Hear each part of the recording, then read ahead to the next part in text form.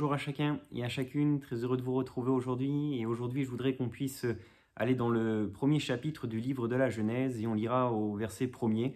Il nous est dit ceci: au commencement, Dieu créa le ciel et la terre. La terre était informe et vide, et il y avait des ténèbres à la surface de l'abîme, et l'Esprit de Dieu se mouvait au-dessus des eaux. Dieu dit que la lumière soit, et la lumière fut.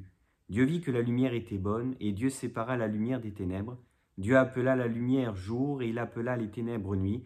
Ainsi, il y eut un soir et il y eut un matin. Ce fut le premier jour. Amen. Je voudrais vous poser cette question: est-ce que Dieu t'a déjà parlé pour amener la lumière dans ta vie? On se rend compte ici d'une chose, c'est que la lumière est venue apporter la vie à la terre et à tout ce qui existe. Et vous serez d'accord avec moi pour dire que sans lumière, dans notre monde, il n'y aurait absolument aucune vie, il n'y aurait rien qui existerait. Quand on regarde la nature, les plantes, on s'aperçoit que celles-ci ont besoin de la lumière du soleil pour pouvoir avoir toutes les vitamines et tout ce qu'il faut pour qu'elles puissent exister. Et même nous, lorsque il y a un soleil qui brille et que l'on profite de ces rayons, tout de suite notre vie, on se sent mieux et on profite pleinement de ces rayons et on est tout de suite plus joyeux, plus vivant. Et je dirais que sans lumière, c'est l'obscurité qui règne. Sans lumière, c'est l'absence de vie qui est là. Et j'aimerais le dire que pour nos vies, Dieu veut nous amener cette véritable lumière pour rendre notre vie vivante. Et dans ce texte, il nous est dit ceci, c'est que la terre était informe et vide, mais la première chose que Dieu a créée, la première chose que Dieu veut même placer dans notre vie, c'est cette véritable lumière. Et qui est cette lumière? Jésus lui-même le dira dans l'évangile de Jean au chapitre 8.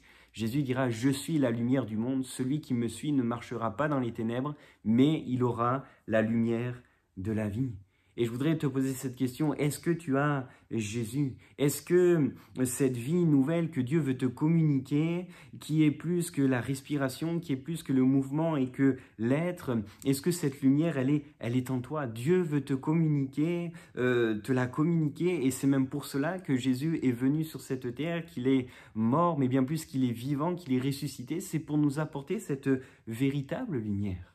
Et si tu as reçu cette lumière, on voit une chose, c'est qu'il y a tout un processus qui est là. Dans le texte de la Genèse, on voit une chose, c'est que Dieu a créé le premier jour, mais après il y a eu un second, un troisième, un quatrième, un cinquième et un sixième jour. Et on voit que la création a continué.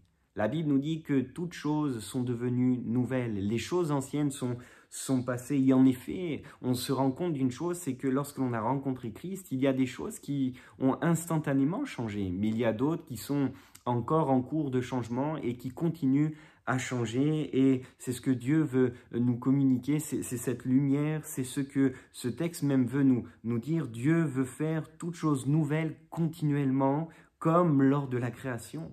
Il y a eu un soir, il y a eu un matin, ce fut le premier jour. C'est pas facile des fois de passer par des temps où la lumière est là, mais la nuit ne durera pas toujours. Et peut-être que tu es dans une période de nuit, une période de ténèbres, mais je voudrais te dire que il y aura un matin, et ce matin, ce soleil de justice se lèvera et t'apportera la vie, et les choses vont changer. Il y a tout ce processus de création, et c'est ce que Dieu veut te communiquer. Il veut te donner une parole qui va t'apporter la lumière dont tu as besoin.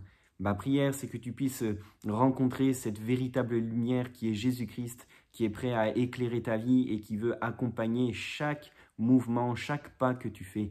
Que Dieu te bénisse.